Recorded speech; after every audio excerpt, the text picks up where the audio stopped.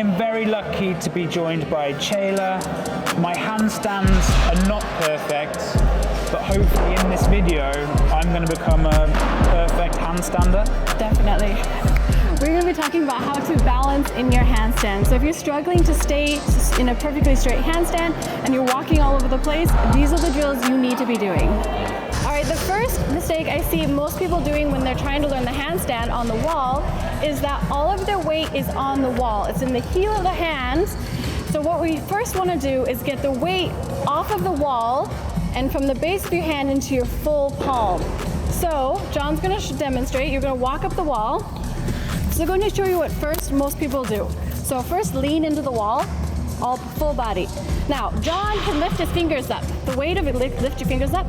The weight of his hand is in his wrist and most of the weight is on the wall. So to practice your handstand and actually build the strength in your shoulders, you're going to look at your hands and lean your shoulders almost as if you're trying to get your shoulders over your knuckles. And then your feet should be light. He's just on his tippy toes. Now we're really working the strength in your rear delts, traps, and upper back. These are the muscles we want to activate and strengthen for your handstand. So the next drill, we're going to take our one foot into a small scissor. This is a really good drill to practice shifting your weight from your base of your hand to your full fingers. So you're going to lean in, and so John is going to lean into his shoulders to pull his feet off and come back. And so you're transferring the weight from the heel of your hand into your fingers to pull your foot off the wall. And again, we want to practice this on the wall because when you kick into the handstand, if your weight isn't only in the base of your hand, you'll have to do a huge arch banana handstand to balance you. So we want to get the weight from the base of our hand into a full hand and into our shoulders, rear delts. The next drill to help practice that weight shift is called a wall slide away. So you're going to go into the handstand and you're going to lock in your hips, lock in your core, and just slide through your shoulders. Just out a couple inches and then back. Now the main points with this is a lot of people want to depress through the shoulders. To really build the strength, you need to keep pressing through your shoulders at all times, almost as if you're trying to get your front pec close to your cheeks and you want to keep them there as you lean out and lean back. So right here, press up, squeeze in your core, and you're just going to lean your shoulders in, press up, and lean out. Okay. So it's a small micro movement, but it lights up your shoulders and upper back. Feet together, look at your hands, lean into your shoulders, hips further in this way. Yep, and lean into your shoulders, push your hips in closer to the wall. Yeah, there it is. And then push back. Now we're getting that gymnastic body. Lean into your shoulders and back. Good. One more time, really round through the upper back. Hips in closer to the wall and lean further. Good, and come back. Nice. Do you feel that in your rear?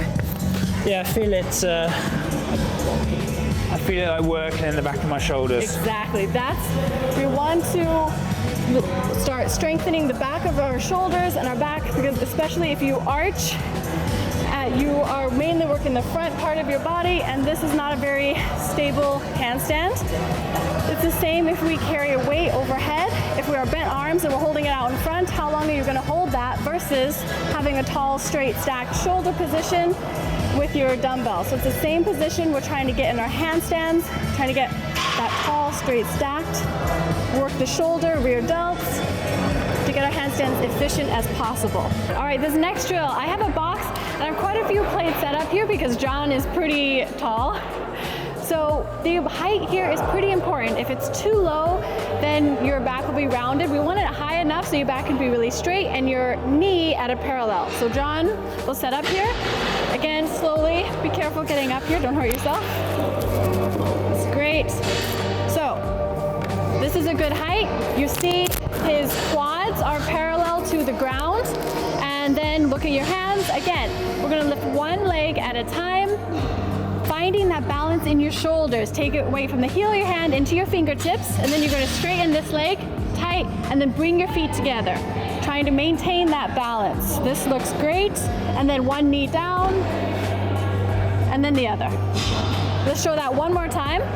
Lift one leg up, find your balance, press through your shoulders, straighten this leg, tight and lift. Lean into your shoulders. And one leg back down. And the other leg, now slowly walk back out. That works too. That was great. This is a really good balance drill. Again, focus on taking the weight from the base of your hand and leaning into your shoulders, and find that balance as you bring that leg overhead. And then you can gradually start to bring that leg, that other knee out and then up. This will help build the position here, safe on the box, for when you're doing the freestanding handstand. Once you master that last drill, we are going to take it lower to the box. John's going to do an L handstand. And the key point with this is I don't want you to think about trying to hop your foot off the box. I want you to think about leaning into your shoulders and sliding that foot off with control and hovering it there, and then bringing your feet together in the handstand. So John, you can demonstrate. All right, walk your feet back, line your shoulders over your wrists, spread your fingers so you're gripping the floor, lift one leg. Now you want to think about this toe is flexed, just go to a point as you slowly hover that foot, and then gradually bring your feet up and back down. Now you want to try to actually hover off the box right here, then bring your feet together. That'll build that underbalance strength and teach you the control in the handstand. One more time, lean into the wrists and the shoulders, press up, tight legs, and nice, come on down. Lift it down, yes, nice. Awesome. Now, when you're learning the handstand kick up, a really useful tip is to take it from, instead of trying to do it from a standing position, it's a lot to align your shoulders, your hips, and your feet and get that all lined up. So instead, we're gonna take it down to the ground. So John's gonna come down here on the ground, set up. It's really helpful to learn doing it like this because we can already set your shoulders in place. We don't have to think about that during the kick up. The second is lift your hips as high as you can. So go ahead and lift your hips up. And so you're set as close, your hips are set as close to over your shoulders as possible. So when you kick up, you just gotta bring your hips over your shoulders, that little bit of distance. And then come down and all the way down. Now, as you get comfortable with that, then you can go back to doing the typical kick up from standing. But again, it's really helpful to start here on the floor and learn that precision. Already align your hands over your shoulders over your hands and your hips over. It makes it easier to line everything up and find that balance when you're first learning how this skill. I hope you guys found that as helpful as I did. As always, any questions, comments, put them below. You can also find some links to some handstand related courses that we have in the description. Thank you, Chayla.